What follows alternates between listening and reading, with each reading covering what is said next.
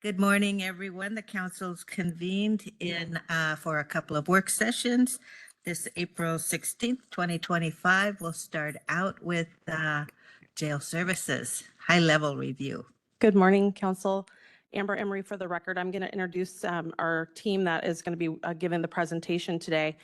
In February, we came before you with I know February seems so far away, with the jail remodel and expansion, and we got policy direction from Council to engage our outside financial advisor to look at the financing options for the jail. So we will start out first with the staffing assumptions. And so Zeth Williams is online. He's our partner with PFM, who's on the East Coast. So he's joining us from out there. So he'll go through his team's assumptions for the staffing, and then we'll roll over to Duncan Brown, which is with PFM as well, to talk about the financing piece. So we have two sections today. So with that, I'm going to hand it off to Zeth. Great. Thanks so much, Amber. And thanks to all of you for the collaboration, and to the county team and staff for all of their good work and a really quick turn of a project in less than 30 days. We appreciate all the work and time that that administration and jail staff spent to help us make sure we were able to get all the requisite data to do this work. So thank you there. I'm joined by my colleague, Chloe Bohm. And Chloe and I are with PFM.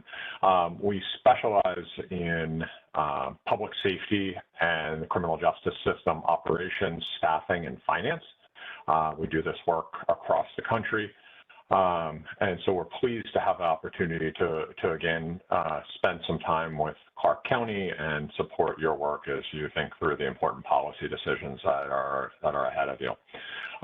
So with that, if we can skip ahead a slide or two, we can get into the presentation. One more, please.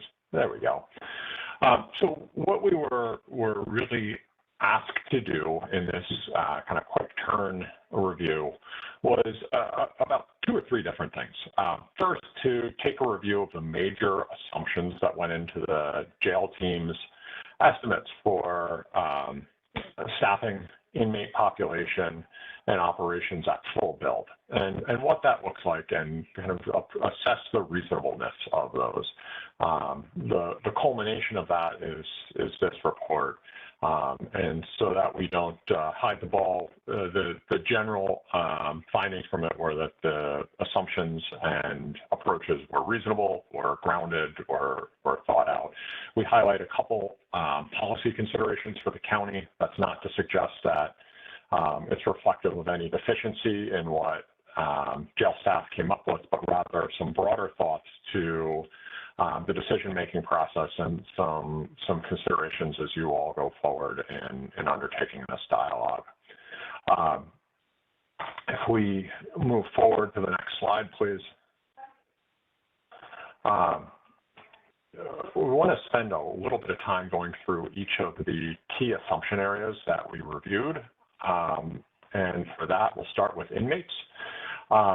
What we took a look at here, again, this was within 30 days, so it was not meant to be exhaustive or all-encompassing or replace or repeat the work that the jail team did. But the major drivers of any jail really come from how many folks by what type are in the facility, and then what type of staffing you need to ensure safety and security of those in custody and those who are working in the facility. So when we think about key assumptions for inmate population, we focus a lot on what the facility can hold, how many beds, what type of inmates are going to be held. Are there special needs folks? Are there high security, medium security, max security, low security? Are there mental health acuities? Are there significant medical needs? How does that break down between gender? How does that break down between adults or juveniles?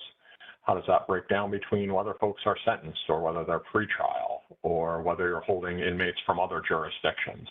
All of those are kind of broad considerations that we think about whenever we look at any jail across the country. Obviously, Clark County has its own circumstances, and so those were reviewed within this kind of framework to think about each of the assumptions that were made for these different criteria or variables.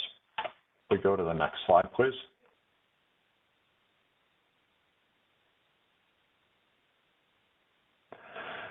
So when we looked across this, we started with assessing the current jail population that's held in Clark County right now, most of whom are pretrial. That's very common for a county jail, not only in Washington, but nationally. A small number sentenced, but most of them are felony pretrial folks awaiting the adjudication process.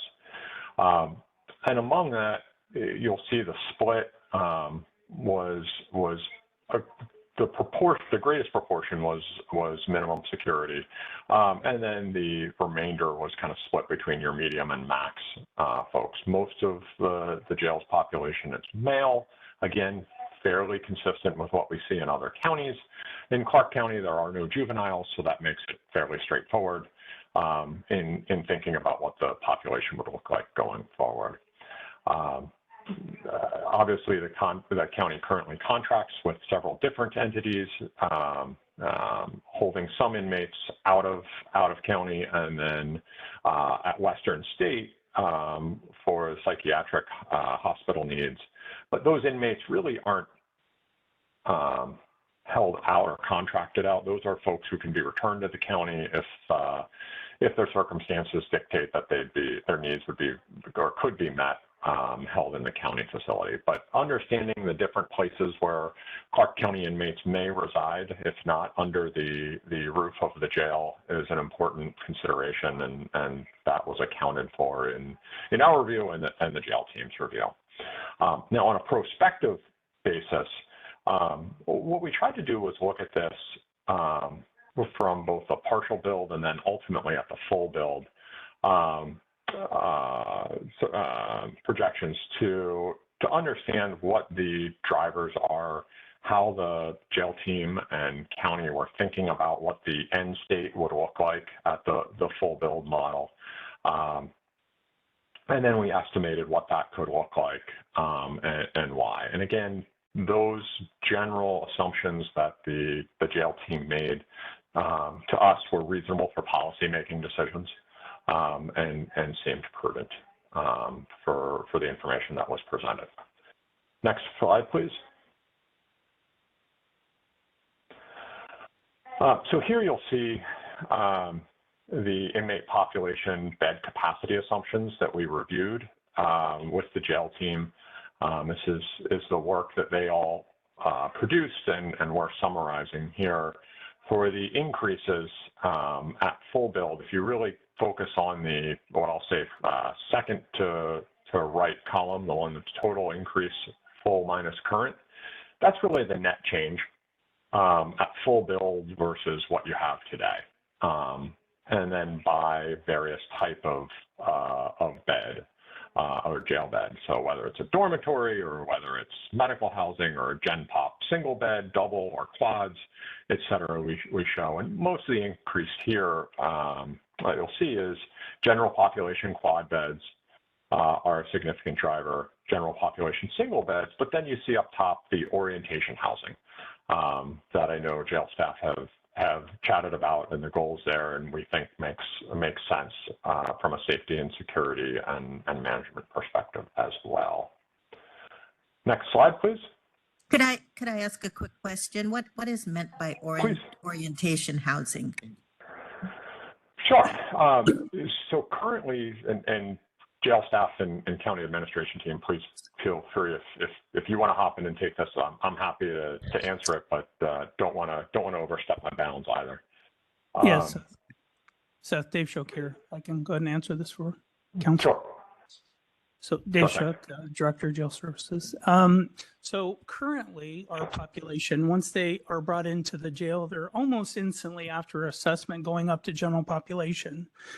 We have 45% of our inmate bookings that inmates are there for just 72 hours. So intermixing those populations create problems like introduction of contraband and other things. And so having an orientation housing allows us to provide that orientation where we decide where they're going. So whether it's mental health or medical, or they're booked out, bailed out, or something else, it lessens that opportunity for other things to happen. So again, it provides some more ease of assessment to lawyers and professional visitors and other things in that first 72 hours. So it really allows us to better classify and get them to the right spaces. So that orientation to the jail itself and the system. Thanks. There's another question here. That's what happens when you start one, it gets rolling. No worries. I'm curious. So you have it listed on here, general population, mini dorm, 8 beds. So that's clearly like a category that you've looked at, but there are none now and there are none planned. I was just interested in the thought process behind that. Yeah, so as you can see, our current highest level of bookings or minimum level. I'm sorry. Oh, I'm sorry. Our current level of bookings is in that minimum level of security, right? And so as we look at the dormitory, which generally houses those minimum security, as we've looked at how do we build some methods or ways of dividing up the population a little bit differently. So in quad bunks or others. And so that 8-tier was a conversation we started in the very beginning. And as the architects and we work together, it's where can we find more opportunities? So one of the things that happens, and you've heard me say we have 491 beds, is we'll have an inmate who is under protective custody or high security. And as soon as they are indicated as that, it instantly takes away a bed. Right. So we're constantly managing that. And so for us, as we looked at this orientation housing, that became more critical in bed numbers than maybe a quad of 8, or I'm sorry, a dorm of 8. And so again, as we look at the most efficient ways of managing the inmate population, it allows us to do some other managing of those inmates. But currently we haven't added that into the discussion, trying to actually fit in the most effective number of bed rates. And could that potentially be added there? Maybe. Again, I think there's some final architectural movements that we're trying to create some more efficiencies with, but it is part of the conversation. I think nationally you might find some dorms like that. So we had it listed in there. Thank you.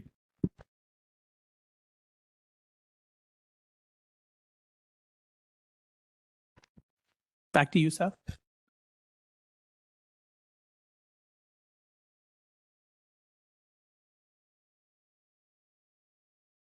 Seth, you're on mute.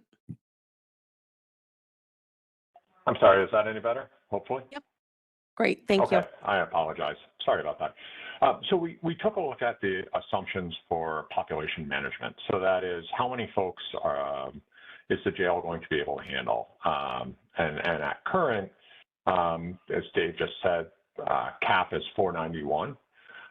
Going forward to full build, obviously that increases to about an 867 number in the main jail.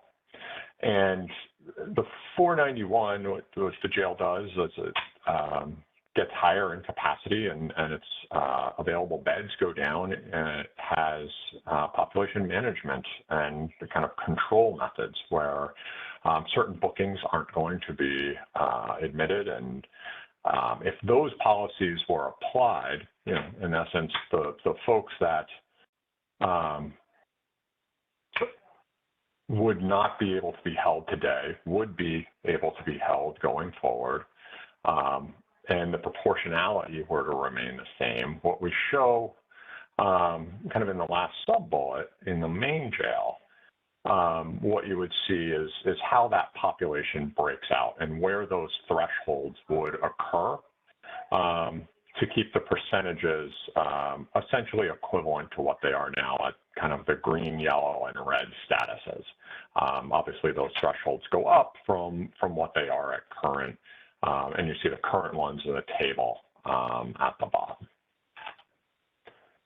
And those assumptions all kind of comport with experience and general jail population management approaches. If we want to go to the next slide, please.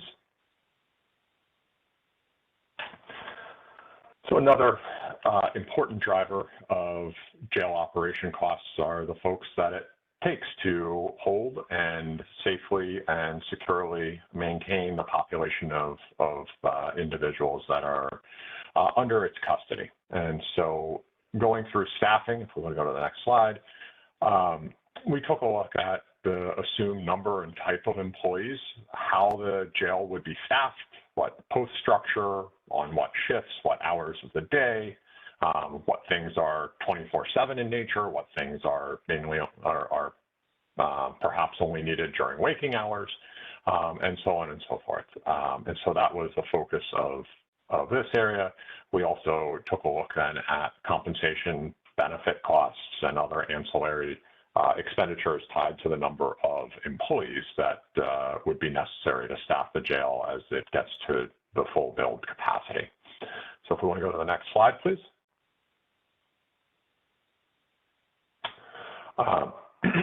Excuse me.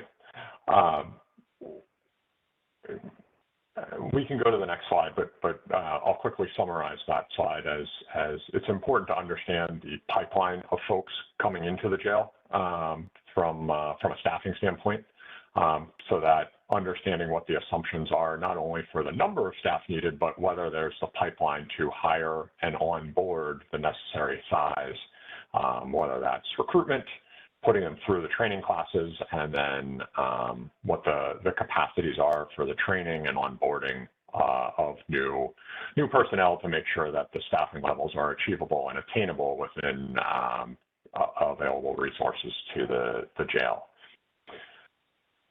Key assumptions that we took a look at, and some of this has been presented, or much of this has already been presented to council. We're just trying to summarize it and package it with our view of it. First, current staffing, just under 240 folks, most of whom are uniformed, but a healthy number of civilians, nearly 60, about 180 uniform, about 60 civilian, so 2/3, 1/3 rough justice, or I'm sorry, 3/4, 1/4 rough justice. The partial and full build scenarios are the key assumptions you see in the sub-bullet points down there are particularly important. Understanding the phases to all this, that full staffing isn't going to be day one of the partial build. It's the end destination. So there's some time to get from point A to point B. The partial build is kind of the intermediate step. Full build is once again that north tower is opened and then staffed. That increases the number of folks that are necessary to operate and maintain the jail on a daily basis in a safe and secure manner. And then, I mentioned how many folks would be needed at what times of the day. At current, right, the assumption for this is 18 posts on a day shift, and then overnight shifting to a reduced number, closer to 12. There is some variation in allowing for, and this is kind of an accepted general strong or best practice, which is to allow for that swing shift capacity as workload varies. So as folks have to go to court or court schedules more hearings, all of those things can be accommodated for by not just having a day and a night shift, but having some folks kind of work in between in a shift that allows for some overlap, and that makes a ton of sense. If we go to the next slide, please.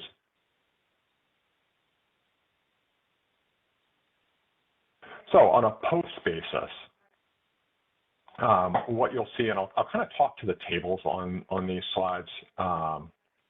What you'll see on the post basis is the current at 70, moving partial, doubling it, and then moving to full, going even greater than that. So it's a meaningful increase, right? Nearly a 1.5 times jump in the number of posts. That equates to a meaningful jump in people as well, because you have more posts to cover as you have more area and greater population across the jail. And also, and I think this is an important note, to do more things, that the full build scenario allows for a more full service jail than it currently operates. And so the assumptions that the jail team provided staff up those services that in some ways right now are not fully staffed up or available with existing space and capacity. When we think about post-based full-time equivalents or FTEs, they jump in a commensurate way to posts, which kind of makes sense. So you see the 154% increase, about 1.5 times current in posts. You see about equal in the number of post-based FTEs as well. That it's an increase of a meaningful number, 128. Again, that is not in one fell swoop. That is over a series of years as the jail gets towards its full built-out stage. Next slide, please. When we layer in folks who are not on posts, you'll see how that also moves the needle. Not as large of an increase on either total FTEs and non-post FTEs, but still meaningful increases as we get towards full build. That the net full build out gets you to about 393 full-time employees, and you have non-post FTEs there approaching 179. That's an increase of 29, not as dramatic as you saw on the last page when we were talking about post-based FTEs, but still some meaningful increases as we think about things like training, as we think about some of the administrative support that would be needed. And from our vantage point, the high-level assumptions that the jail team provided made sense from a policymaking perspective.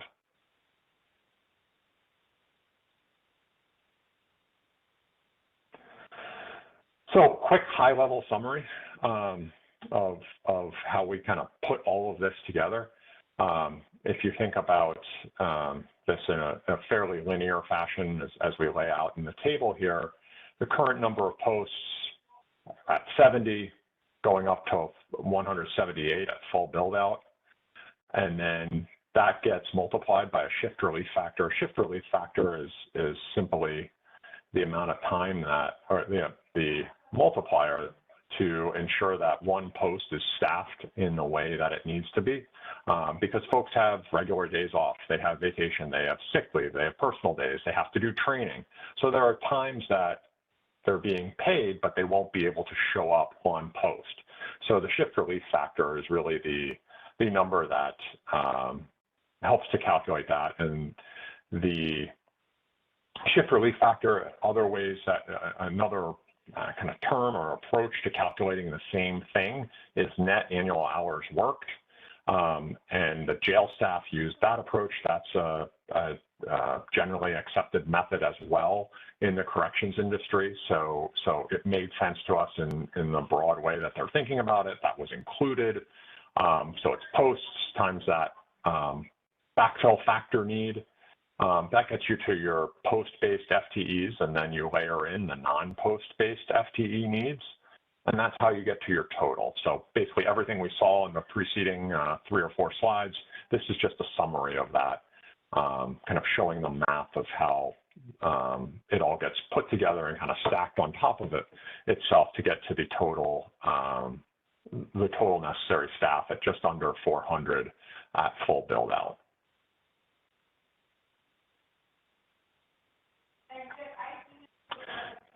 Obviously, with those folks comes a carrying cost.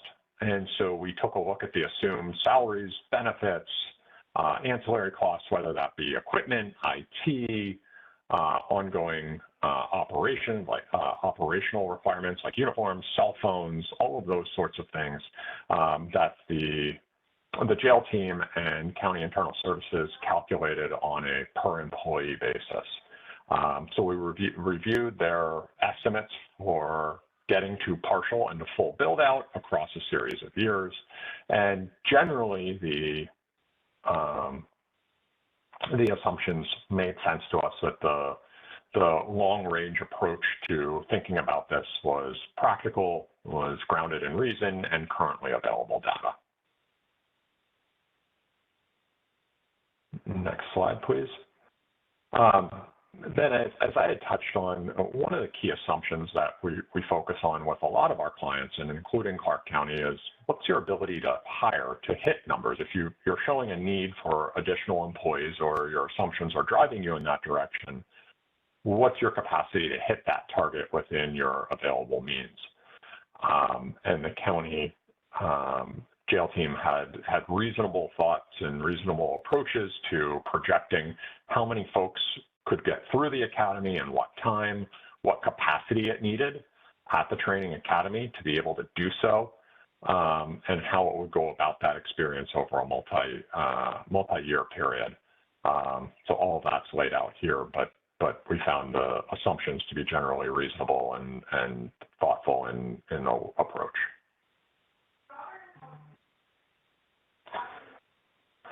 Last, on operations, this is what it takes to not the people in the jail, not the people staffing the jail, but everything else related to running the jail. We took a look at a series of key assumptions that the jail team made and the internal services team made, and here you can see they range from everything from utilities to laundry to food to transport to medical services to commissary and programming and everything in between. And we were able to chat through all of that with them to understand the assumptions and thinking behind the current projections for partial and full build out. So next slide, please.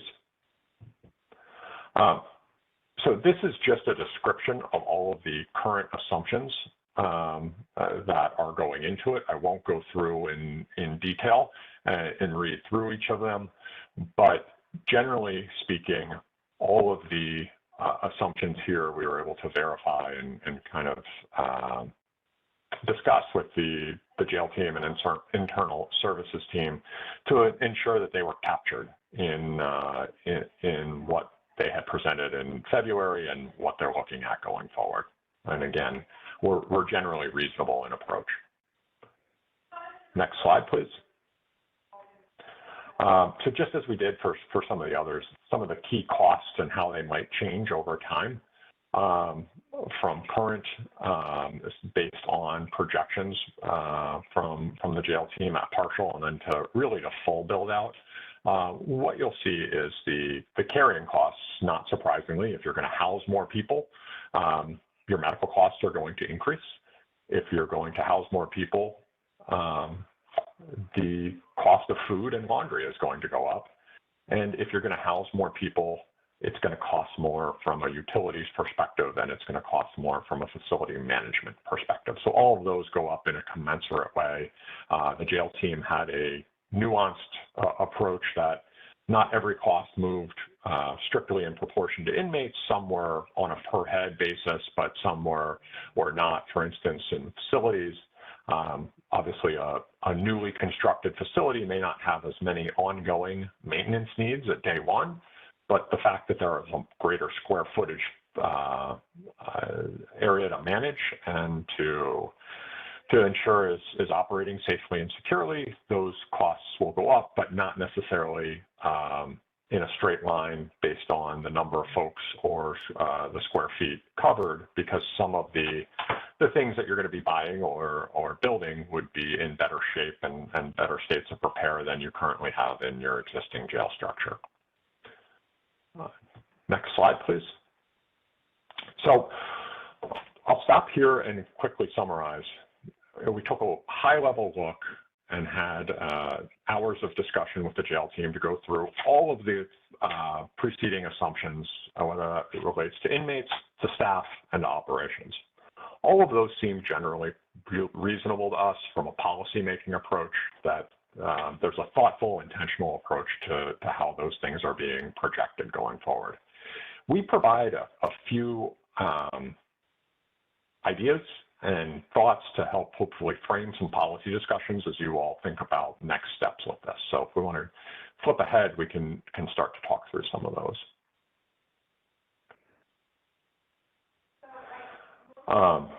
As I mentioned, to kind of cart before horse here, but the thoughtful and reasonable assumptions, the jail team did a commendable job along with the internal services team.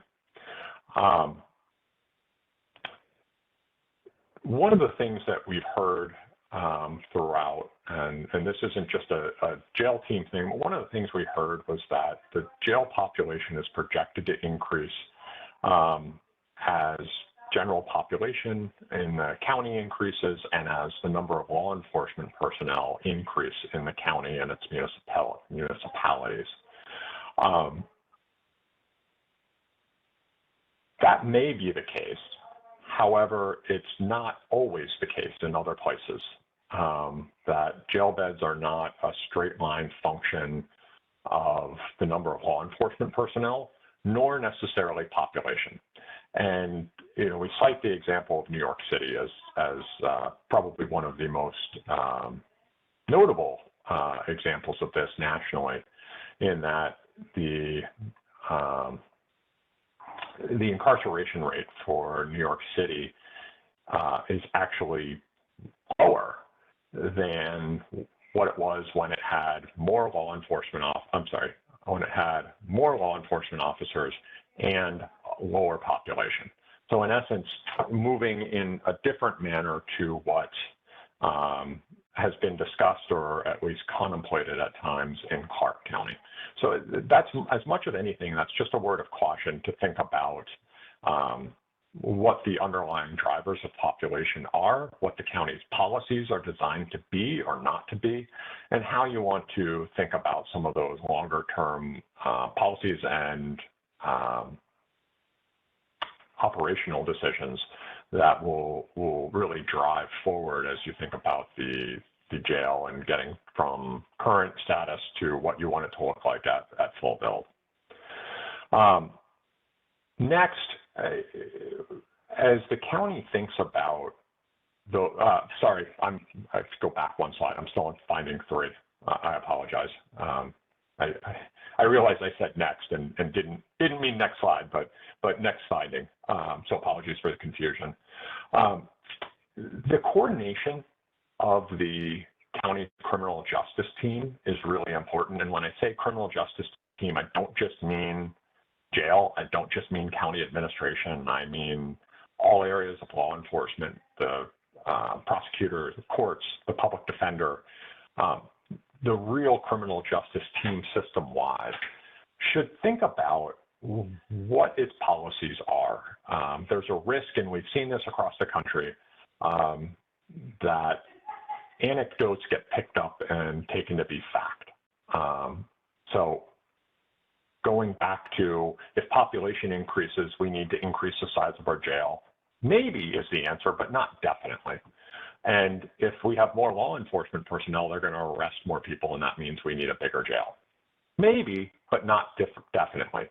So the policy considerations that the criminal justice team and the whole system want to see and want to effectuate is really a key consideration here to thinking about how big of a jail, to what end, and for how long.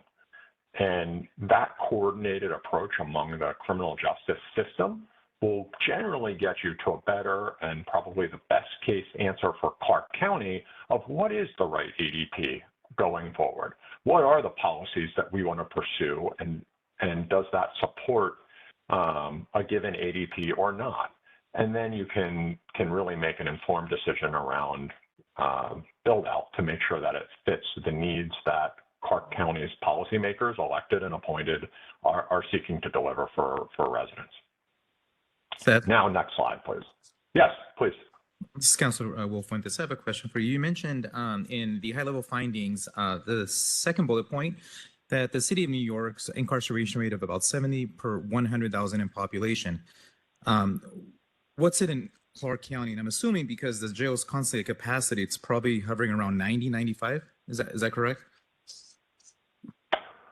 I'll defer to Dave on current capacity as a percentage to make sure I don't misspeak, but I don't have the Clark County information directly in front of me, but it's a publicly available data source, so it's something I could easily follow up with staff or with you on.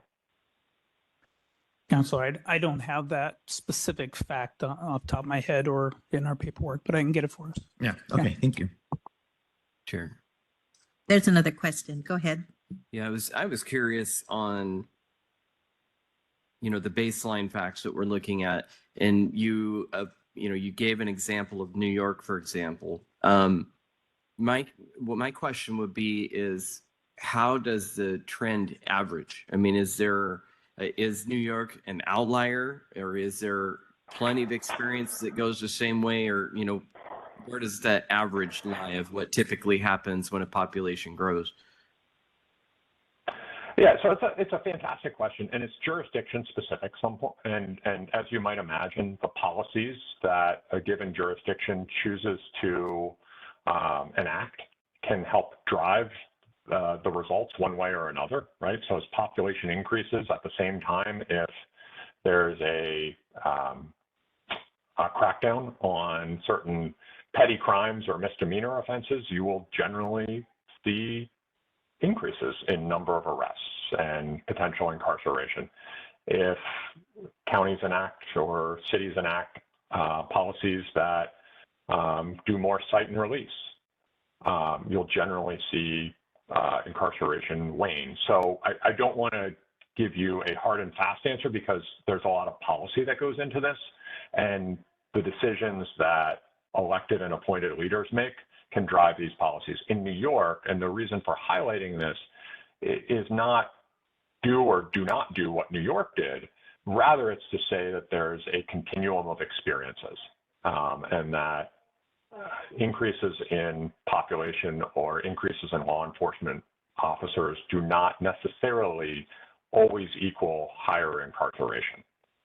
Sure. That there are different ways to handle situations, and different places have chosen different ways to approach it. Yes, that's something we'll have to discuss coming down the road. There are a lot of things that go into this, but I was really curious. So is New York a real outlier, or is there plenty of other examples? I think there are other examples. Certainly there are other examples in places that I've worked with over the years. It's an interesting question from an academic standpoint. I don't know how many places have been empirically studied that there's been like a meta-analysis of this. I can tell you from personal and professional experience, New York is not an outlier. There are others along with it, but I can't tell you, in the top 100 places that have grown in the last X number of years, what their experiences are. Great, thank you. Surely. If I could add just a couple thoughts there, if it's helpful. Please. Yeah, so looking nationally, there is a lot of research that looks at the state and local incarceration population. So that's sort of two words of caution for you all as you're looking to publicly available data and applying those trends to Clark County. So one thing is that when you look at the national data, you will see that policy changes really drive incarceration rate changes. Much more, the data would suggest that policy changes, and whether that is, as Seth said, the pretrial, the rules about who gets detained pretrial, how fast the court can move through those cases, particularly at the local level like Clark County, that's going to be important, rather than it being sort of directly proportional to the number of residents of an area. But the other caveat I'd like to draw your attention to for Clark County specifically, earlier in the presentation, when we talked about the population management, we noted that the jail has a policy in place due to their history of overcrowding, where they are actually able to limit the number of admissions that they accept. And that is fairly unique. That is not something that every local jail has the ability to do. In fact, most places, you talk to a local jail, they take whoever shows up at the door, right? You don't actually get to have that lever there to control it. And so understanding, as you look at the past trends of the jail population here, the jail, they've done really thoughtful analysis of what they have, but truly there is a limit to what they can know about how fast the jail population would grow if that restriction was taken off. So there are just a lot of really quite nuanced factors that need to be considered. It is certainly projecting the change in jail population is something that can be done. It's not what we did here. But there are some unique factors about Clark County that are good to be aware of. Thank you. Thank you for that. Chair, if I can add one thing to Councilor Young's question, I think also to Zeth's point, there's examples throughout, but I think the biggest thing is New York is a unified court system. So it's a state-driven system where we're in a non-unified court system in the state of Washington, which puts a lot of local control instead of a state driver on policy decisions. So that's a lot of drive in New York and New Jersey on the reduction in what they see in their jails is a lot of the pretrial and alternatives to confinement options that come through the state. So just wanted to call that out as a distinct difference between us and some of the East Coast drivers right now. Thank you. So please go ahead.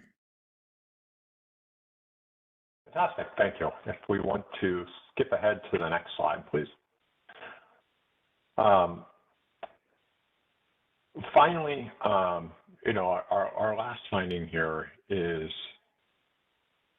depending upon what the chosen policies and scenarios are, the county may not need to hit full staffing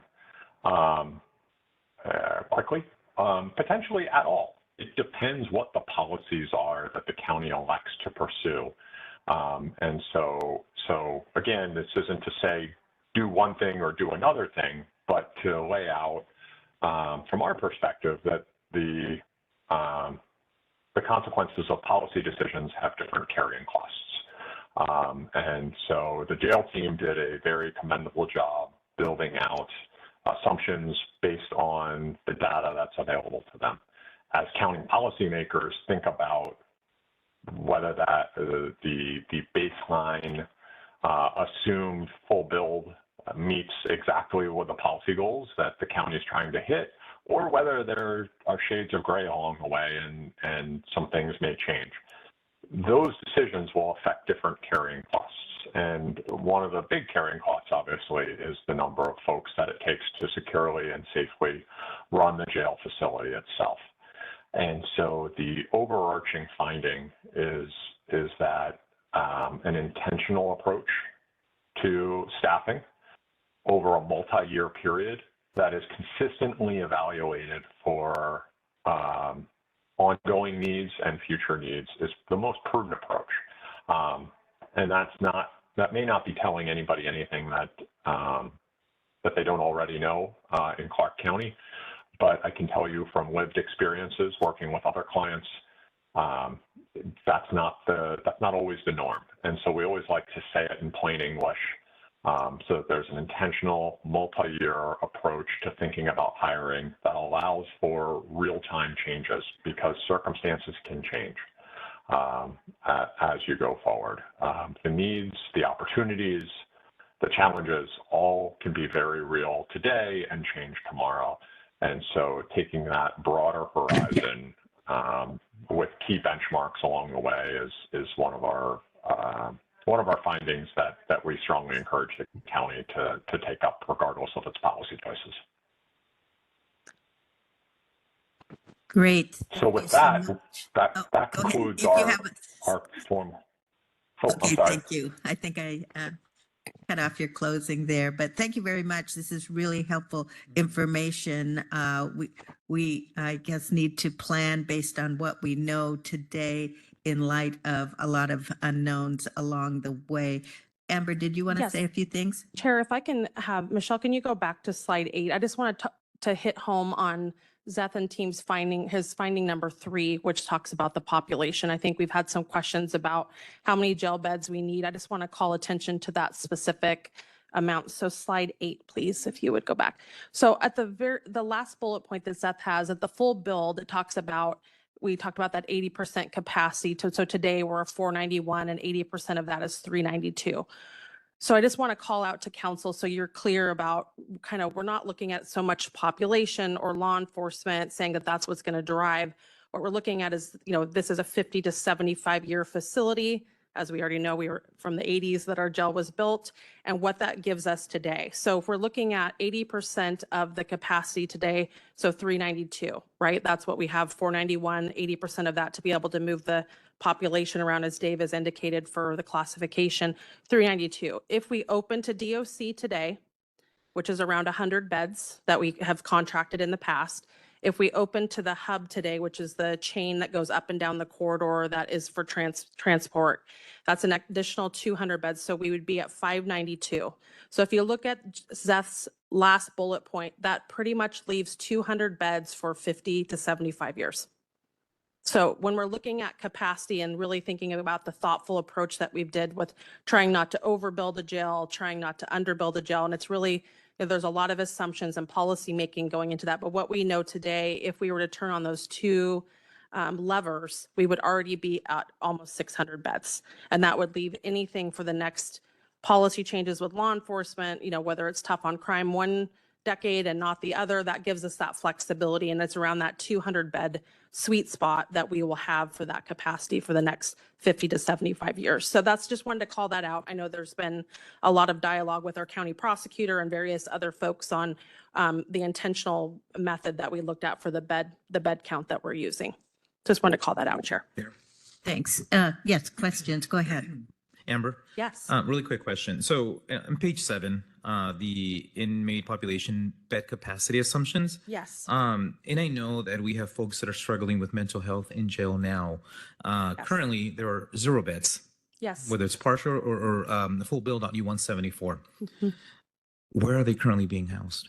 I will let Director Shook take that, or Deputy Director Barnett, of talking about where that is. It's throughout our facility, but they can talk more directly. Yes. So we have specific living dorm spaces and other security areas that we specifically group them. And so instead of one consolidated area where we could have maybe advanced trained officers and medical and other staff to deal with those folks as they're experiencing the mental health issues.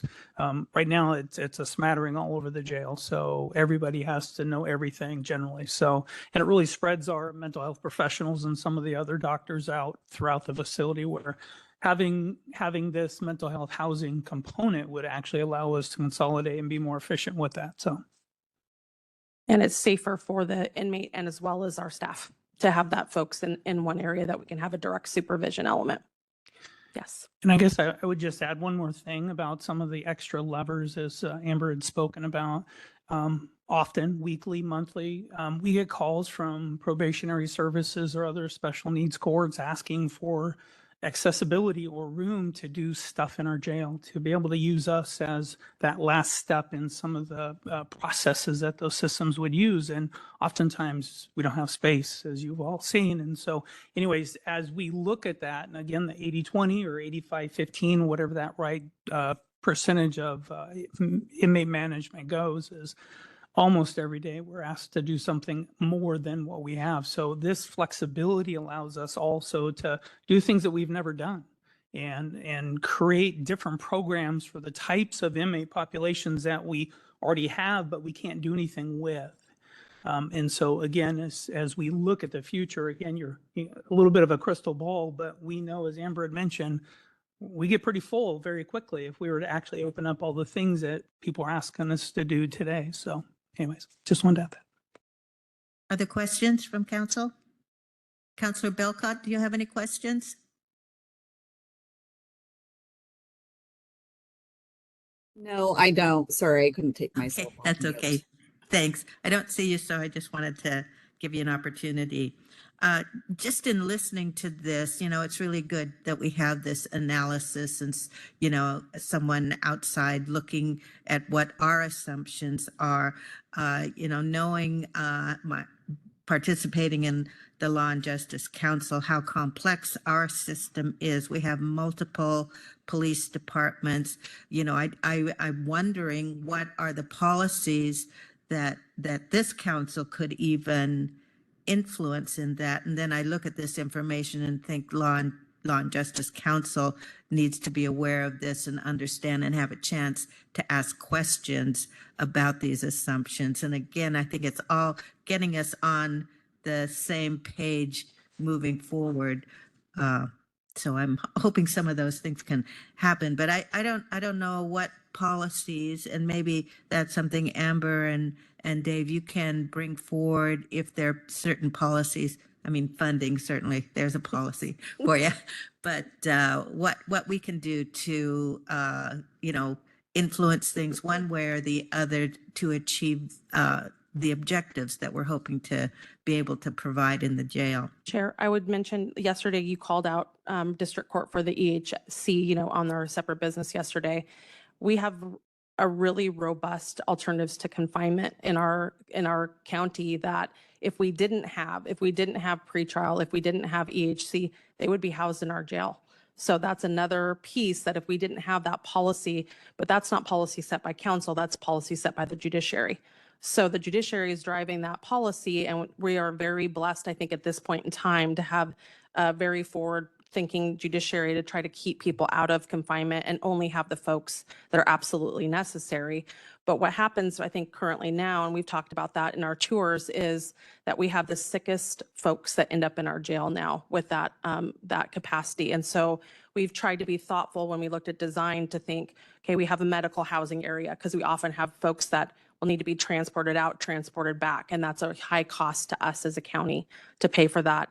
2 officers going to the hospital, sitting post, and then coming back and forth. And we don't have a medical area. And you guys have seen that when you've toured the jail.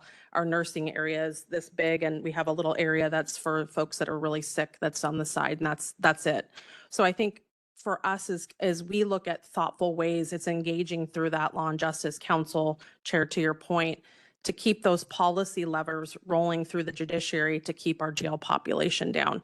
And as Zeth mentioned and I think Chloe did too, with our red, yellow, green matrix that we've worked out here, that is Dave's partnership and the team with the judiciary. That's a lever that the prosecuting attorney office and the judiciary allows us to use, because really, if we were told, like Chloe mentioned, most jails, you just take everybody.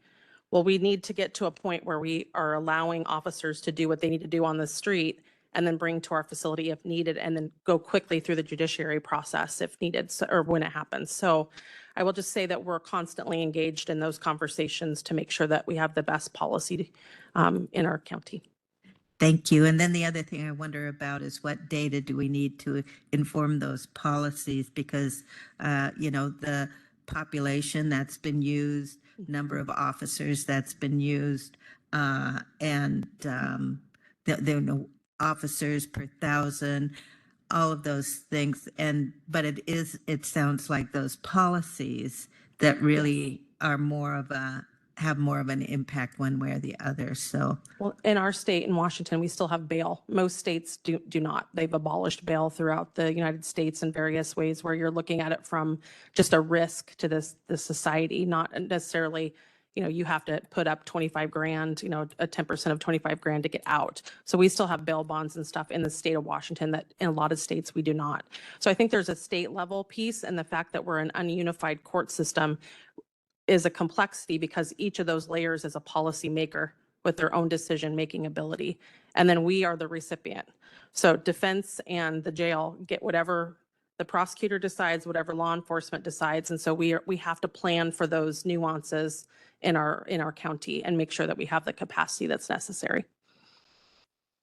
great. Well, keep us informed We will, on Chair. all of that. Sure. Go ahead. So one thing I would like to point out, and it's kind of a tie between this discussion and an upcoming one, and it has to do with the number of beds that we're going to need. I think it's a great thing that we have that flexibility to work with DOC and filling some of those beds in the meantime, because we have a maintenance cost associated with the building, whether it's used to full capacity or not. One of the things as we strategically make large investments in law and justice, so we improve the jail so that there's a place for sheriff's deputies to bring people in. VPD is boosting their numbers, sheriff's officer to boosting their numbers. So I'm hoping that one of the things that we'll see change with this is getting people to correct their behavior before it becomes a long-term habit. The ability to proactively police in the neighborhoods. You catch people sooner, help them realize that's not the path they should be taking in life, and get them the resources and help that they need to get on a different path. So I'm hoping, and I think we should plan for growth, but I'm hoping that as we make these large strategic investments, that we won't really see that growth as the county grows in numbers. But and tying back into the financial conversation that we'll need to discuss is how we're funding staff that we're not sure quite of the level that we're going to need, and there might need to be adjustments. So that'll come later though. Yes, we can talk about that. Okay. Is there more? This is it for staffing. Zeth and Chloe, do you have anything you want to add at the end? And then we'll switch right over to our financial Oh, boy. portion. Great. I think we're ready for that. Okay. No. Thank you both. Thank you so much. Appreciate it. Thank you. Take care. And Great work. Chair, Bye-bye. as we have Duncan coming to the piece, and Sarah, I think you might be coming up with Amira, maybe. Just so council's aware, we're not looking for any direction. This is really Q&A to dig into the financial options that we're having. We'll be discussing this afternoon, kind of the menu. Yes. Thank you. I will turn So it over to we'll Duncan. try and remember all of this and apply it this afternoon when we discuss it. So that's a heads up to everyone. There you go. Floor is yours, Duncan.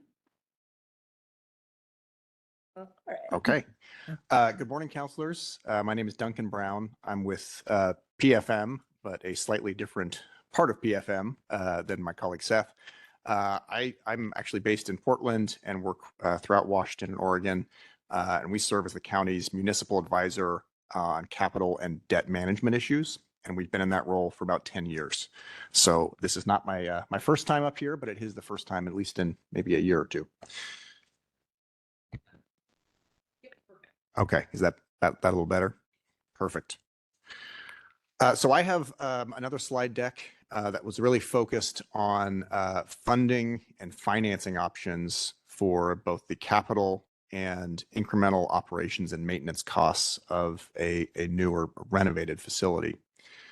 It's about 20 slides long, and there is a longer memo that accompanies this report that has a little bit more detail. I'll go ahead and walk through this summary, this roughly 20-page summary. Would encourage questions along the way or at the end. Yeah, let's just dive in. Maybe we can go first to slide, well, no, actually, sorry. We'll go back to slide 2 just to set the stage. We'll talk a little bit about the types of debt financing, a review of about a half dozen different funding sources, talk about some potential combinations of those funding sources, and then just some high-level considerations about different approaches. Sorry about that. Next slide, please. Yeah, and I was just going to say thank you, Duncan. I'm Sarah. I'm the Chief Deputy Treasurer in the Clark County Treasurer's Office, and this work just really builds on what we presented back in February. As Amber mentioned, we did it at sort of a summary high level. This is going to take us into sort of a deep dive of those revenue options and end with sort of some scenarios or funding alternatives that are really packaged together for your consideration. So it's just a building block on what we did before. Thanks. Just to clarify, are we going to get ideas of revenue for the other components of public safety that we need that we heard about? Yes, I think Kathleen sent an email yesterday with those funding sources that we'll talk about this afternoon. Yeah. So maybe just to recap, and again, these figures are taken from that February conversation. The county's looking at a total capital cost for the jail renovation and expansion project of a little over $471.5 million. And that would be spread over a 5-year period between 2028 and 2032. Given the scope, given the scale of those costs, that is likely to require debt financing as a means of funding. We'll talk a little bit about the county's, the types of debt that the county can and has issued in the past. And there are also estimated incremental operations and maintenance costs beginning in 2031 of about $36 million on the operations side and another 1 to 2 on the maintenance side. Next slide, please. And so again, we've been asked to evaluate a variety of different funding sources and financing alternatives to cover both the capital and incremental O&M costs here. PFM serves as the county's financial advisor, and that means we work for the county as a whole. We do not, our contract is to the treasurer's office, but we represent the county as one government, and we have a fiduciary responsibility to our clients, including the county. So I'm not here to sell you a product. We are just here to provide advice and recommendations. Our understanding is that the county wishes to identify a funding source for the additional operations and maintenance costs and have that solidified before any new capital funding is put in place.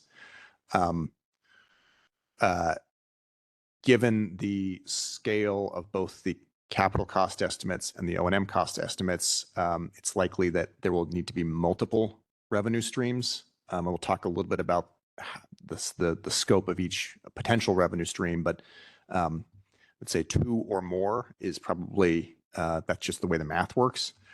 Some of these funding streams, these tax streams have more flexibility than others, and they can be applied to capital operations, maintenance, sort of a mix and match. Others are very, are more narrow in their use. And we'll talk a little bit about that spectrum here as we walk through each alternative. Next slide, please. My standard caveat, these are all estimates. These are preliminary. These are subject to change. Many of the figures in the memo and then in the slide deck are based on debt financing estimates, and those require interest rate assumptions. And if you've been following the bond market at all the last 2 weeks, interest rates can be volatile. And so when we're talking about borrowing costs for the county on a bond issue that may be several years away, we need to we have to put a few asterisks around that. But there are also other elements of this that I think are subject to change, and that those relate to the bond structure and term. We've some of these scenarios, for instance, assume a 30-year bond term. The county's debt policy generally specifies a preference for a 20-year term, unless otherwise justified. Well, we're talking about an asset that is intended to have a life of 50 to 75 years. So maybe that justifies that 30-year term. But those are that's an example of one of the key decisions that can affect the size of these estimates here. And in most cases, we're also talking about revenue streams that are the amount of which is really outside the county's control. Sales taxes are, you can set the rate. You cannot control the amount of taxable activity within the county. And so when we're talking about a tax stream that is volatile to varying degrees and uncertain, how much of that is leveraged? And that's kind of maybe a secondary conversation, but that's another important factor that can alter the estimates that are presented here. We've tried to take a pretty simple and conservative approach and just look at sort of a fixed payment stream for an escalating or a growing tax repayment source tax stream. And I'll illustrate that in some charts here a little later on. But these are the kind of things that may make the actual results a little different than what's shown here. We're really just trying to get at sort of big picture orders of magnitude. What are options and what are maybe not options? So I'll go to the next slide just to kind of summarize. There are a half dozen different tax funding approaches that the county currently has access to that we evaluated, as well as a potential new sales tax that is under consideration at in the current legislative session. And we'll walk through each of these in detail, but this kind of summarizes the various different options, their potential uses, whether or not they require voter approval, and then some consideration around the timing of that voter approval. And one thing I want to flag here is when we talk about capital, we're generally talking about spending on debt service for bonds. Those are typically one and the same. The exception is for unlimited tax general obligation bonds. The bond proceeds may be used for capital spending, but the tax that accompanies those bonds may only be used to pay the bonds back.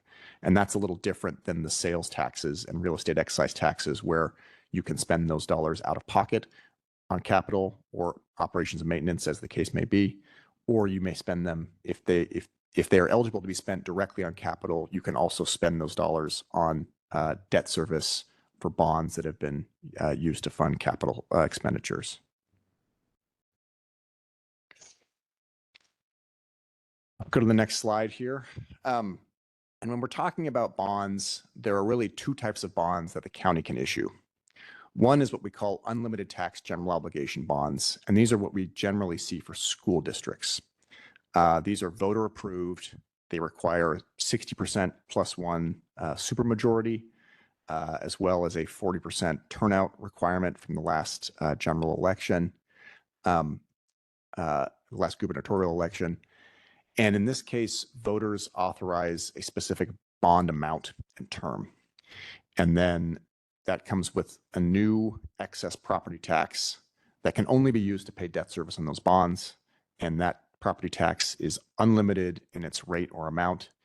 The county or the borrower provides estimates about what the tax impact will be when it asks voters to approve those bonds, but the actual property tax rate and dollar amount will vary depending on whatever the debt service requirements are for those bonds.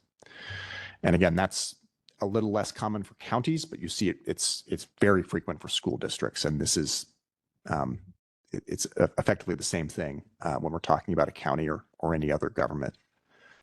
The other type of debt, which is what the county has historically used for its prior bond issues, and all of its outstanding bonds are limited tax general obligation bonds. These do not require voter approval. They're what we call councilmanic. So the council authorizes the issuance of debt. But they are often, there's often some confusion because limited tax general obligation bonds can be repaid from a voter approved tax, like a sales tax.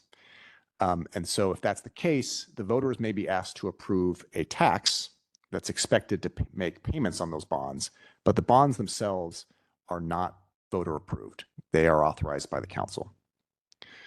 And then for limited tax general obligation bonds, the county takes on a bit more risk because regardless of its expected source of repayment, if for instance, you have an identified source of repayment that is insufficient, the county still has to make up the difference from some other source. I have a question here.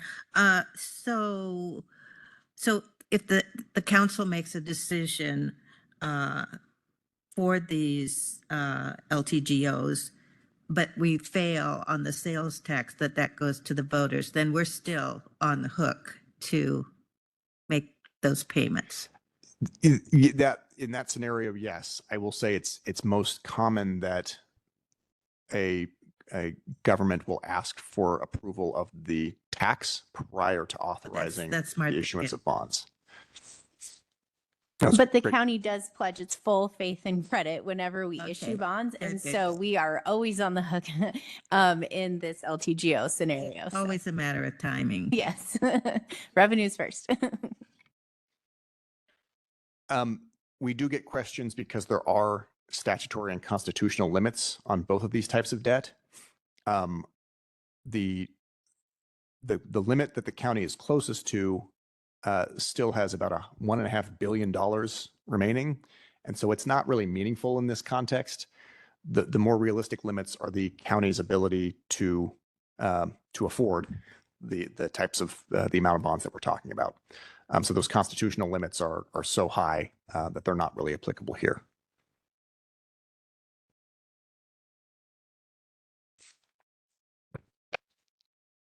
So I'll start by talking a bit about unlimited tax general obligation bonds, which again, counties in the state have used, but they're not very common. And the county, Clark County, does not currently have any outstanding unlimited tax general obligation bonds.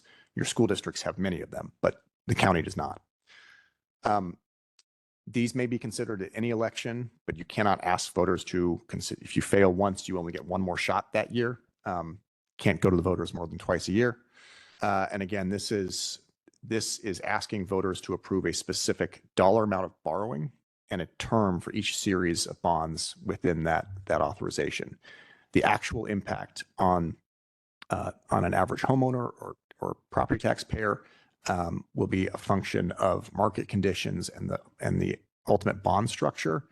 We have presented some estimates here for unlimited tax general obligation bonds issued either on a 20-year term or a 30-year term, and what the impact, the approximate impact might be for this a hypothetical average homeowner.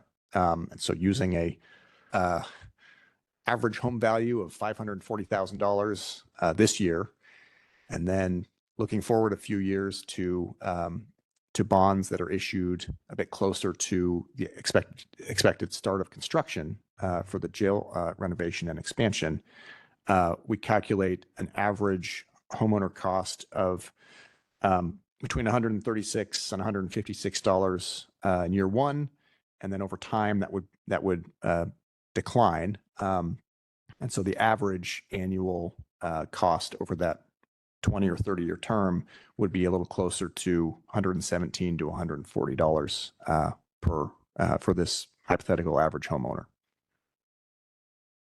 Would this require just a simple majority vote? This would require, that's a great question. This would require a supermajority Okay. Vote. Thank you. It is the most straightforward way, I think, of funding capital, because it's voters approve a dollar amount, and then the risk to the county is minimal, but there is a very high threshold to get that authorization. Is that 60% a state requirement? Yes. And when did that come into play? I'm just curious. I've been doing this 20 years, and it's Okay. predated me. And every year there's some talk about lowering that threshold to 50%. Maybe not every year, but it has been discussed about limiting that. But Okay, thanks. And so this next slide really just shows the relationship between annual debt service payments on bonds and the estimated levy rate per $1,000 of assessed value.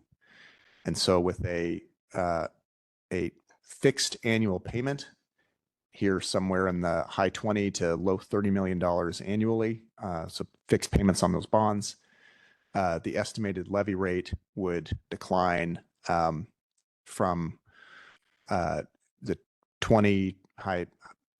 low to mid 20 cent per thousand range down to more like the single digits or low teens over time.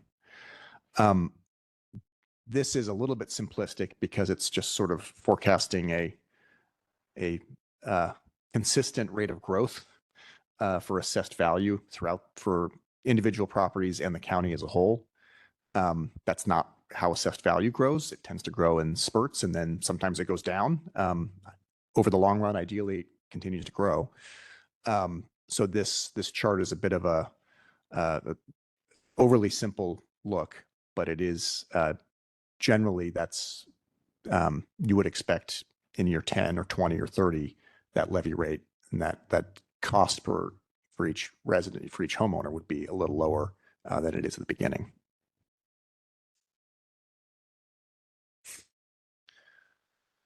So maybe I'm going to pause just briefly because and say that all of the remaining funding alternatives are a little different. UTGO, unlimited tax general obligation bonds, can only be used for capital, so they cannot be used to meet any of the incremental operations and maintenance expenses of a new facility or renovated facility. And for UTGO bonds, you really are looking at, if voters approve a fixed dollar amount, then the payments and the levy rates and amounts are a function of that dollar amount and the bond structure and interest rates.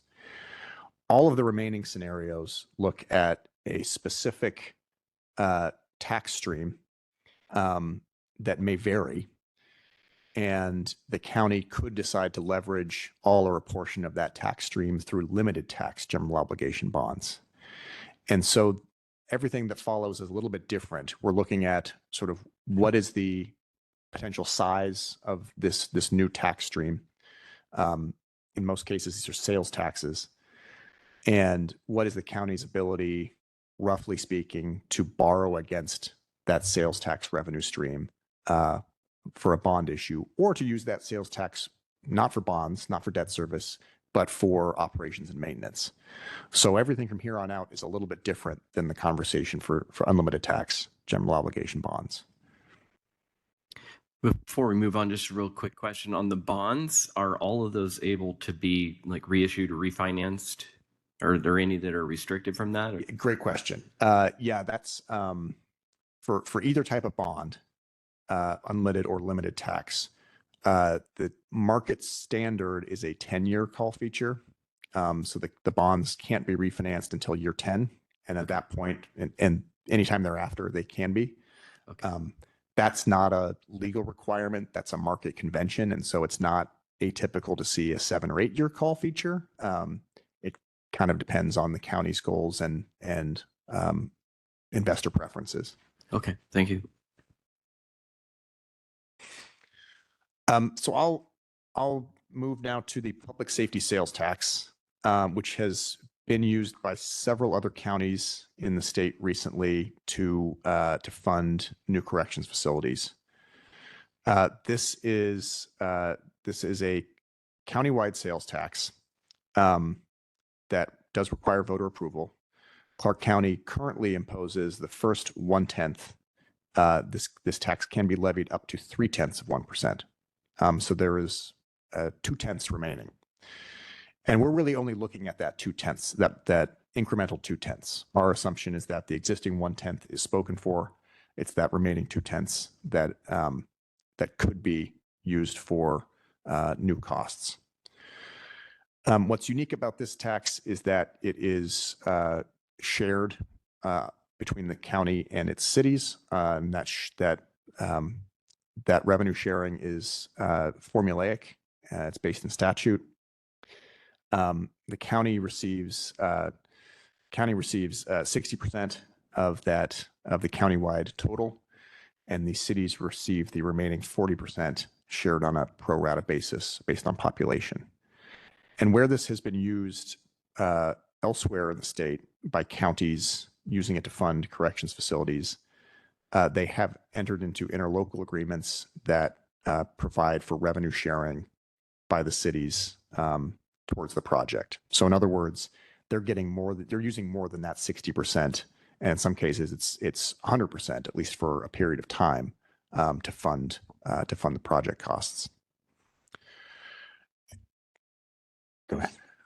I was just going to say that the information on what other jurisdictions is doing is in the back of the report in Appendix B, and we sort of detail all the different funding scenarios that different counties have opted to use to finance their jails. So there are some specifics in there if you want to read about those in the report. Thank you. Does that information correspond with does it say specifically which counties are doing that in Washington? Well, it's a short list. The Skagit County did that about 10 years ago, 8 to 10 years ago. And Whatcom County is in the process of funding a new jail using that approach. Thank you. And I see some of that outlined in your Appendix B of the other memo, which is very helpful. That 40%, is that would be great if they agreed to, if the city agreed to use that toward what we're considering here. But could they also use it for their request for more officers? Is that an approved thing that they could try to get that? Yes, they could. And I was going to share this afternoon as well, but we have had preliminary conversations with the city. So they're open to different types of partnerships to help with this project. That's wonderful. Thanks. Just one last question real quick. Is the public safety sales tax one of the ones that if the county does not elect to use it, the cities can after a certain period of time? And then how does it affect the Yeah, ratios? that's a great. I'm glad you brought that up. That's a great question. So if cities can impose, and I'm going to get this wrong. Is it 1/10 or 2/10? Or you want to take this question? Sure. So the cities have right now have the ability to enact 1%, 1/10 of 1% on their own. So if they go out to vote, within the confines of the city, they would end up receiving 85% of that 1/10. The county would receive 15%. Okay. If the county enacts it first, then it goes back to this formula that Duncan's outlined here, where the county receives 60% and the city's share based on population, the other 40%. So timing is important. But right now cities are limited to 1/10. So if a city were to go out, there'd still be an additional 10th. There's 2/10 available right now. Yeah, this one gets pretty complicated pretty fast. I will just hit a couple of the high points of sort of the scale of the funding, the potential funding here. And so we've outlined some estimates for the county's 60%, the city of Vancouver's share of its 40%, because the city of Vancouver is 69% of the incorporated population of Clark County. So they get the vast majority of that 40%. And then the other cities in the county. And that is on that first column, estimated annual revenues. The county would, this is looking at kind of a few years in the future. In 2028, the county would receive about $17.7 million. City of Vancouver's share would be about 8.2. Other cities would account for about 3.6 million. And so if you add all those up, that's almost sufficient to cover the estimated incremental operations and maintenance costs of the new facility, which again would be about $37 to $38 million. So it's close, but not quite all the way there. If this tax were instead leveraged through a bond issue, through a limited tax general obligation bond issue, in lieu of applying those funds to O&M, it could fund anywhere from $272 million in capital costs through a 20-year county only bond issue, all the way up to $521 million if all the cities share 100% of their revenue and it's leveraged over 30 years, which is more than is necessary based on the current capital cost estimate. So there's capacity. There's a substantial amount of capacity for this tax to cover some, but not all, of the O&M costs associated with the renovation and expansion, and some or potentially all of the capital costs if the cities were to agree to share some or all of their statutorily allocable amounts. One more question, if I may. Does this fund ever sunset, or is there the ability to have some sort of a sunset on it? Yes, I believe, and Mark can correct me if I'm wrong, but I believe that depends on what the ballot measure says. So it could be permanent, or it could be for a specific amount of time. Okay, so we could essentially say that if we went the route that we use this to fund the capital cost, we could say that when the bond is completely paid off, that the tax would sunset. Correct. Okay, That's correct. So I'll turn the page, and this is just kind of a graphical example of annual debt service costs and projected the 0.2% public safety sales tax, either the county on its own, the county and the city of Vancouver, or the county and all cities.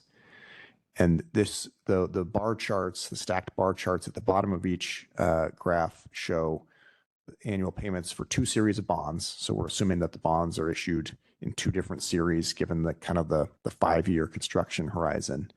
And they could be either over 20 years, which produces a smaller amount of bond proceeds, or over 30 years, which would produce a greater amount of bond proceeds.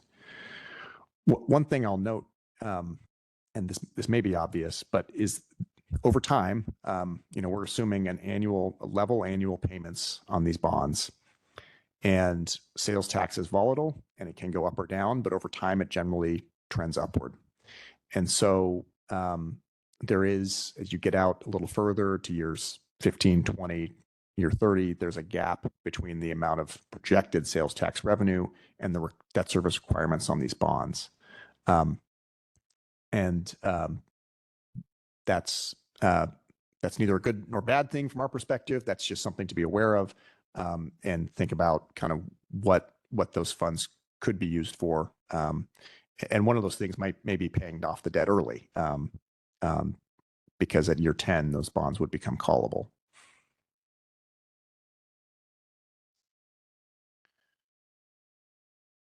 So I'll switch to a maybe more straightforward sales tax. This would also require voter approval, and that's the Juvenile Detention Facility and Jails sales tax. And despite the name, it's the and jails part that we're focused on here. It's a little clunky, but the general interpretation is that this can be used for juvenile detention facilities or jails. The juvenile modifies the detention facilities and not the jails. This would also require voter approval. Unlike the public safety sales tax, which can only be considered at a primary or general election, this can be considered at any election, and it would be a 0.1% countywide sales tax. There is no revenue sharing with cities, but because it's only 1/10 and not 2/10, the dollar amounts that we're looking at here are a bit smaller.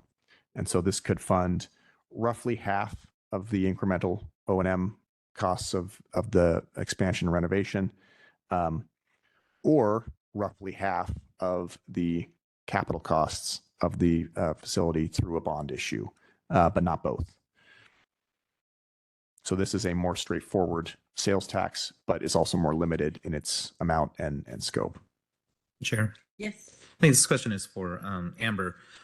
Is the juvenile detention facility and the jail administered separately? It is. Yes. Under one umbrella or no? No, the Okay. juvenile detention is under Superior Court Administration. Uh-huh. So it's a separate, Chris Simmonsmeyer is the juvenile court administrator. That's underneath the judiciary umbrella. So Yes. that if we were to impose this particular or ask voters to support this tax, this could potentially have long-term consequences on the juvenile detention facility accessing funds. Is that correct? I would say yes, but we are at, I think, 10% capacity in our current juvenile facility. So unless something dramatic changes on the juvenile landscape, we haven't been at capacity for over 7 years. Oh, wow, at the that's good. juvenile facility. Yeah. Okay. Chris and the team at juvenile have done a tremendous job with the judiciary, working on juvenile matters where they do a risk assessment and they bypass detention completely and do a more probation element in the community. So we are any given day about 7 juveniles in our facility. So I don't see in the near future, unless something, never say never, but something dramatically shifts in the juvenile detention realm in the state of Washington, that we would be at capacity for that potential facility. 10% capacity. That's fantastic. Thank you. Go to the next slide. And this is, again, just a single chart, but showing, again, the annual payments relative to forecast sales tax revenues. And again, there is that gap that develops over time as sales tax grows. Duncan, just a quick comment. Go back.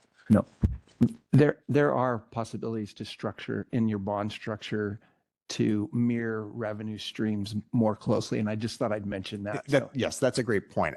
One, we are taking sort of a pretty simple approach to bond structuring here, just because of the scale of this conversation. But the county's debt policy does specify a preference for level annual payments on bond issues. However, the county could consider escalating payments that kind of match the expected growth in sales tax. That could leverage a little, marginally more bond proceeds. If the county were to do that, it may want to sort of haircut the annual payments relative to the sales tax forecast. And so these are sort of, I think, second level conversations for thinking about bond structuring and developing a plan of finance. How much more capacity would that give? I mean, I think you said at one time up to 520. Like, how much would it change by doing that?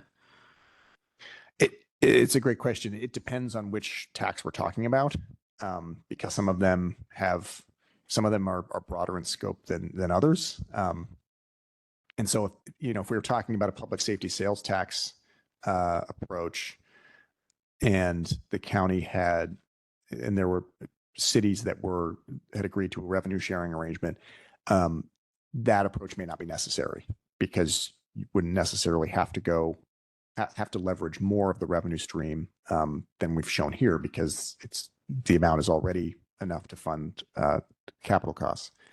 For something like I don't have the number in front of me, but if we're talking about a juvenile detention facility and jails sales tax that is somewhere in the mid $200 million based on a level payment stream, maybe that gets up to, closer to $300 million. If you kind of max out and take a bit more risk and have escalating payments. But it's not an order of magnitude shift. So it doesn't take $250 million and turn it into $450 million. Okay. And I don't know how close numbers are, but could it be enough between the different options that we take from essentially removing one thing that we have to do? Just something to think. I don't expect that answer because you don't know it right now, but I wouldn't want to take that off the table if it would allow us to reduce the amount. Does that make sense? Like, if instead of using two different sources, we use three, but if you maximize them, it would eliminate one hole and you only have two. I don't know if that would happen, but certainly something to look into. Yeah, I don't think that a more aggressive debt structuring approach would reduce the need for at least two new funding streams, one for O&M and one for capital. It could reduce the term of potential bond issue and the related taxes. It could, yeah. I mean, it's sort of a marginal consideration, but it is an important consideration. That's a great point. Thanks, Mark. So I'll turn to slide 14 and just talk a bit about real estate excise tax. And this is, we're still looking, when we talk about leveraging this for bond issues, we're still talking about limited tax general obligation bonds. But this tax is unique relative to the ones we've just covered, not just because it's applied to real estate transactions and not a broader sales and use tax base, but also because the county currently imposes both real estate excise tax 1 or REIT 1 and REIT 2. And so when we talk about capacity for REIT, which can only be used for capital or maintenance, so and even maintenance is actually fairly limited. So we're really looking at this from a capital funding standpoint. This is already really the county's primary funding source for all of its other capital, not all, but much of its other capital. And so to the degree that the county takes advantage of sort of incremental capacity to fund capital from REIT, and applies that towards jail renovation and expansion, that would be capacity that's not available for other future projects.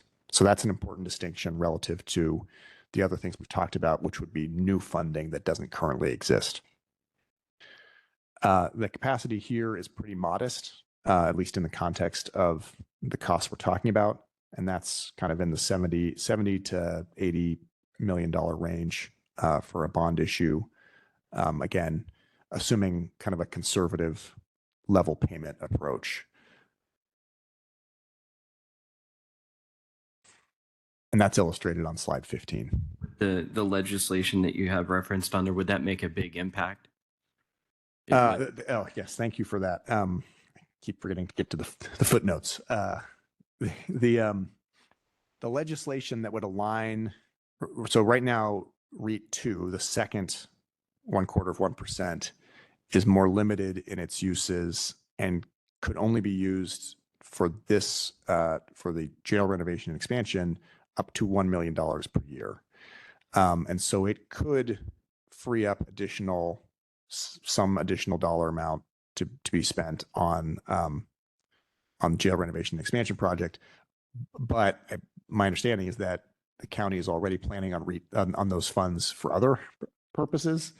Well, it's and 6-year forecast. yeah, and I would just add that it would have possibly a modest impact on this jail financing scenario, but it would have a significant impact on our ability to fund other types of capital costs within the county. I mean, I think the juvenile facility was just mentioned. If we, did have something go on there, those are the kind of funding sources we would use also in like parks and transportation. So I just think it's just going to severely limit us to do other types of capital, and it would only modestly sort of impact this jail financing project. So using REIT has some risks internally to just our upkeep of facilities. And I just wanted to add, Duncan did mention that we could use up to $1 million of REIT 2. We're already using that. So we would have to find a different funding source for that $1 million that we're using for maintenance operation. So as both Duncan and Sarah have said, REIT is pretty well programmed out.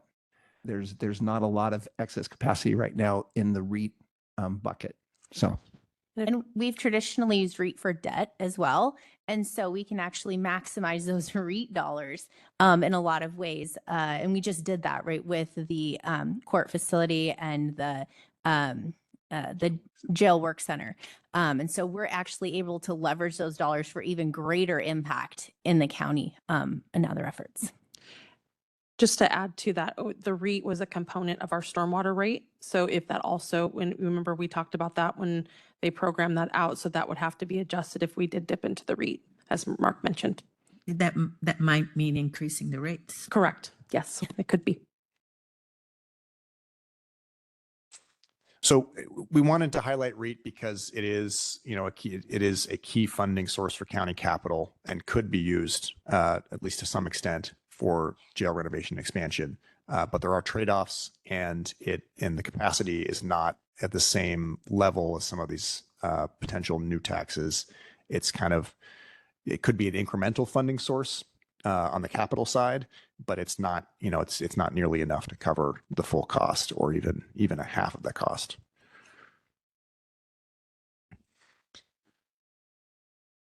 I'll turn to slide 16 to talk about a levy lid lift.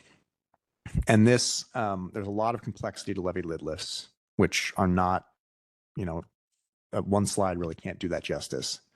But a levy lid lift, just to summarize, would be a voter approved increase in the county's regular levy beyond the typical 1% plus new construction constraint. And so it allows the county to increase its regular levy year over year by an amount approved by the voters, cannot exceed its statutory maximum rate of $1.80 per $1,000 of assessed value, but it does allow the county to exceed the dollar limits that would otherwise apply in a year over year levy increase. There are a lot of different flavors of levy lid lifts. they can be that increase over the 1% limit could be a 1-year increase, just kind of a 1-year step up. It can also be phased in over several years, up to 6 years. And then the term of that higher amount, that could be permanent. It could be for a finite amount of time. So there's a lot of different, and again, that's probably a whole nother conversation about the different variations and approaches to levied lid lifts. But suffice it to say, it is a voter approved increase in the regular levy. And we've included a few different ways of thinking about that potential increase here in the table. But before I go through them, I'll note that this can be used for capital operations or maintenance, but a levied lid lift cannot be used to pay debt service on bonds longer than 9 years. And so for that reason, we're really not viewing this as a means of servicing debt. And so the ability to use a levied lid lift for really large amounts of capital is pretty limited. It can still be used for capital purposes, but it's kind of really on a cash basis and not borrowing against these revenues. And so this table shows just a few different reference points. One is, just because I like to think in round numbers, a 10-cent increase between 25 and 2026 would generate about $12.4 million in incremental new revenue and cost the average homeowner about $55.50 more than they would have paid otherwise. If we're thinking about this in terms of operations and maintenance and incremental operations and maintenance costs on the jail renovation and expansion, that's about $38.3 million, 33 cents levy lid lift, and about $185 for this average homeowner. That last row is probably not an actual choice, but it does tell you sort of hypothetically what is the capacity under the county's $1.80 per thousand rate limit. And that is a very substantial amount of $118 million in additional revenue. And so there is no chart associated with, there, no graph associated with this, because again, we're not considering it from a debt standpoint. It's really thinking about it on just an annual additional revenue. So I'll turn to slide 17, and this is really the last of the specific, this is the 7th of 7 different revenue streams that we've looked at. This one doesn't exist yet because it's still under consideration by the state legislature, but there is pending legislation that would authorize an additional 1/10% countywide criminal justice sales tax. And so this would be in addition to the 1/10% criminal justice sales tax that the county already imposes. And there's, I don't want to speak too much about the details because they are changing. But if this 1/10, if this legislation is successful and adopted in its current form, it would allow the county to impose this new 1/10% on a councilmanic basis without a vote of the people. And we're also assuming it would be shared with cities consistent with the existing criminal justice sales tax. And so there is a revenue sharing component here as well. It's a little different than the one we talked about earlier with public safety sales tax. This one is a 90-10 split. And so there's a little bit more for the cities and a little less for the county than with that public safety sales tax. Can I add something to that? And then I think, Chair, you heard Josh say last week that this was a change that's now going to come through the legislature. This split may change, but for the purposes of the report, this is the information Duncan had with the legislation. So we heard on the April 8th that changed where it would be a 1/10 council, and then the city could layer on top of it. So that is still changing, subject to change, of course, through the end of the legislative session. So just wanted to make sure that we call that out in this. Thanks, Amber. I appreciate that. So again, I won't go through the table in too much detail, but I guess I'll highlight that the total revenues countywide, sort of if the county were to receive 100% of those revenues, regardless of how it gets there, that would be about $15.8 million in 2028. So again, not quite half of the amount necessary to fund incremental operations and maintenance. That amount could be leveraged, again, kind of in that mid $200 million range for a bond issue. So a little more than half of the estimated capital costs. I would also note that this would also, the legislation is broader than just the new tax. It's also would authorize counties that impose this tax to qualify for certain state grants, primarily for training and officer retention and things like that.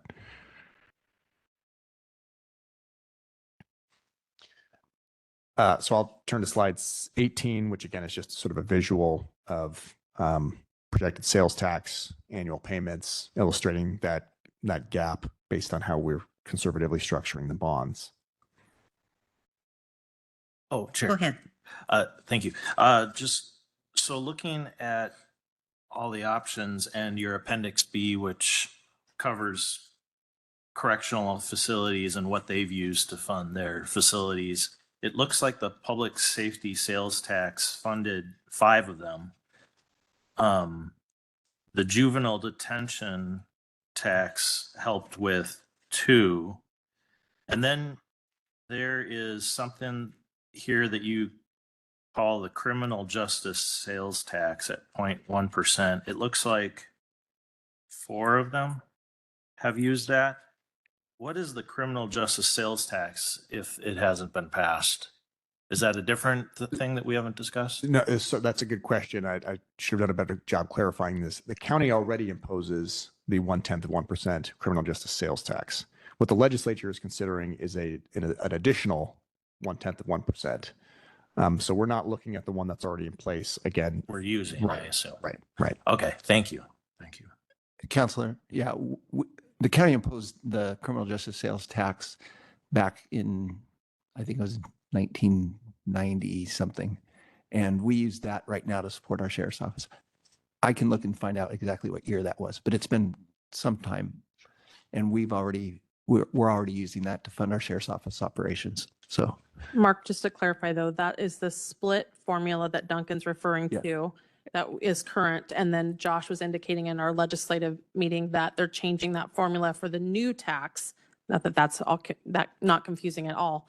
For the new portion of that there wouldn't be a split, it would just be a layering. So we don't know how that's going to shake out yet, but that's just wanted to make sure that we clarified that that's the split that we use. right, the formula that Duncan uses, how the current criminal justice sales tax is being allocated out to the different organizations. So What are the chances of the bill passing? I think in current, I think Jordan's indicated he did some more work with Josh of like where it looks good. There's been additions to, because I think Josh mentioned this on Monday, with a reduction of the navigator services for the state, which is a state funded program. Now it's eligible underneath that bill to be paid for. So there's things that the state's adding for eligibility to be used in that new portion. I'm going to say new portion because it's not the old portion that we're talking about, the new portion. And then there's also new criteria that the law enforcement have to meet to make us eligible for the grants. So there is portions to that that's changing rapidly. And I just want to add one thing. The formula of how the distribution works is the thing that we're most concerned about because, we kind of know how the current law and justice tax will be distributed. If they change that formula, until we know what it is, we just don't know if it's pure population based, pro rata based on population, then we would get considerably less than we do now out of the current criminal justice sales tax. So it just depends on what they decide on. Yeah, we'll know in a couple weeks. Yes. And I just want to clarify a question. When you're talking about the new potential criminal justice sales tax, we're not talking about the current tax that we're already taking. That's not included in this presentation. Correct. It is only, I just want to make sure, because I heard somebody say what's in here is what we're currently using, and it has nothing to do with that. Right. Okay, Right. thank you. No, the only existing tax that is part of this conversation is real estate excise tax. And only then to the extent that there is some incremental capacity. So I just have a couple more slides. Hopefully I'm not exceeding my time here. But and it may be obvious that there are a lot of different combinations that could be used. There are certainly a lot of unknowns, regarding future what the legislature may do in the next few weeks, but also what sales taxes may look like in a few years, what the tax base may look like, what bond market conditions may look like. We have tried to narrow this down into 4 potential approaches. This is by no means all encompassing, but just given the scale of incremental O&M needs and additional capital costs and the capacity of each of these tax or funding streams to produce amounts sufficient to meet those, just thinking about what are some starting points for funding arrangements. And so the first one might be using a levy lid lift to fund operations and maintenance costs, and then voter approved unlimited tax general obligation bonds for the capital costs. And this is maybe the simplest approach. It would require two affirmative votes, including one with a supermajority requirement, and it would put both of those costs on a property tax basis rather than sales tax. And so you can see some of the estimates here of about $185 for the average homeowner on the operations side, and then another $117 to $140 on the capital side. Another approach might be that second alternative, using the levy lid lift to fund operations and maintenance, and then looking at the public safety sales tax for capital costs and leveraging that public safety sales tax for a limited tax general obligation bond issue. This would also require 2 votes, but the sales tax is not subject to the supermajority requirement. It would require some conversation and arrangement, some revenue sharing arrangement with one or more cities in order to kind of get the order of magnitude necessary to really fully fund capital costs. I will note that there is some, not to make this more of a legislative update, but there is some legislation, I think was noted in another footnote, that would allow counties to impose public safety sales tax councilmanically, so without a vote of the people.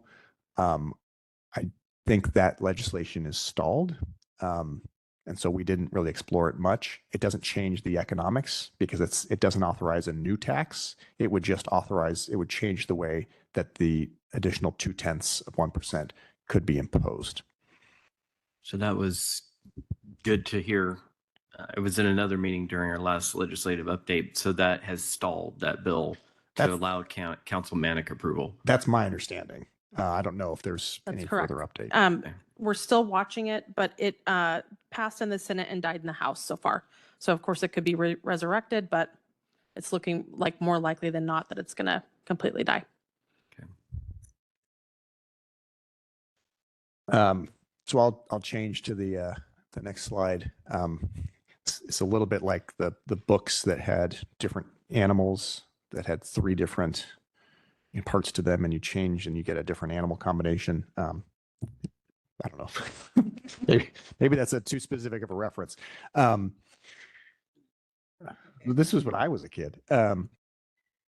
So the third option is kind of just mixing and matching again, looking at a public safety sales tax for operations and an unlimited tax general obligation bonds for capital.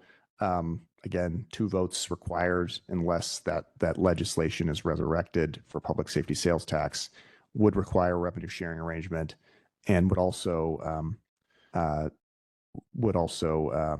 require supermajority on the bonds. The thing about this and that previous option number 2 is that it would split the funding between property and sales tax, which so not putting everything on a property tax basis.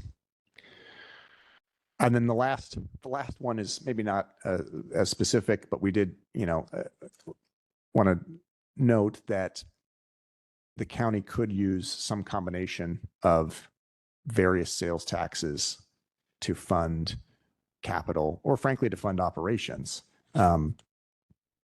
The public safety sales tax is still produced, even without a revenue sharing agreement with cities, still produces a fairly large amount of money. And so in combination with some other sales tax, that could be used to fund operations or capital.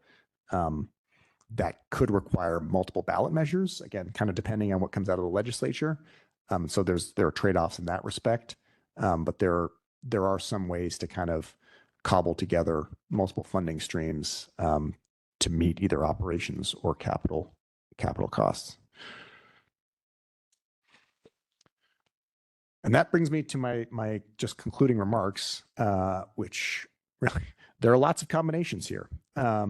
Legislation may change some of the calculus. Decisions by cities, especially with the public safety sales tax, could also change some of the calculus.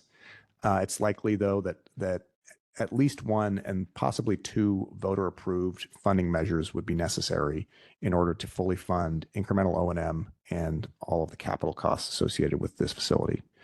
The county does have existing resources in the form of its real estate excise tax, and that could be used to an extent. But there are trade-offs with that approach as far as other funding needs.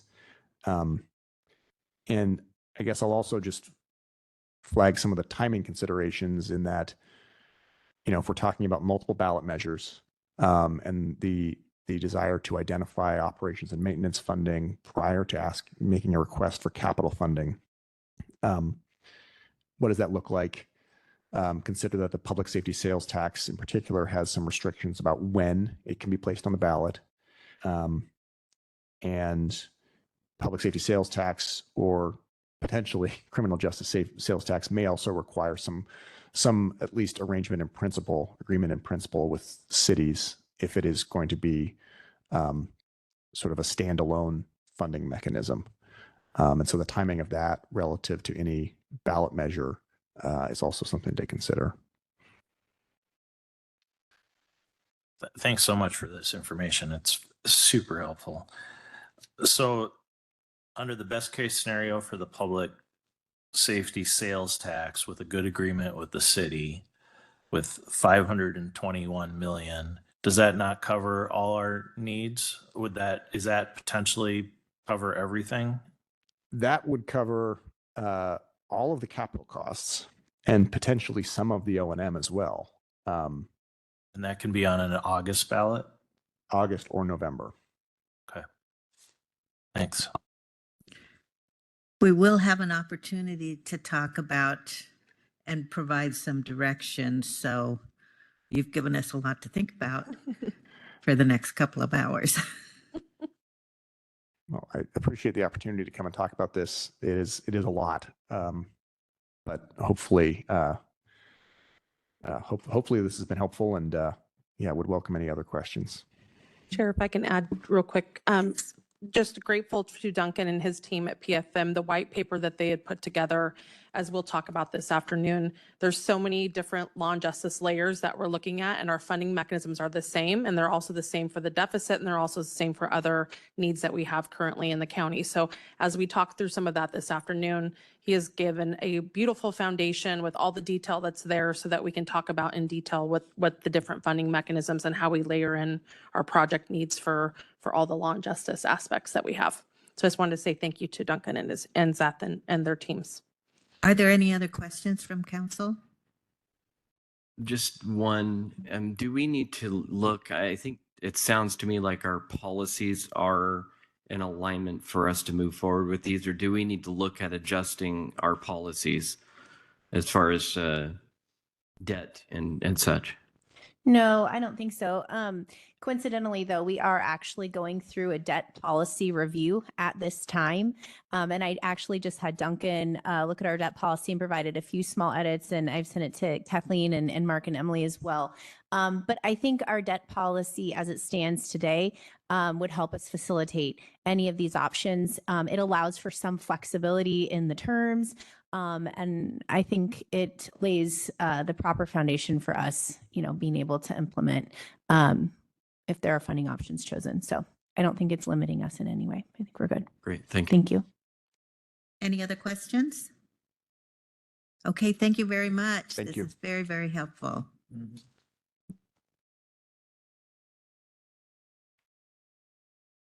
Okay, we have another work session, but I'm just going to caution folks, this has to do with the comprehensive plan. And if people want to take a brief break right now, this might be a good time to do that. So we'll take a brief break, 5 minutes.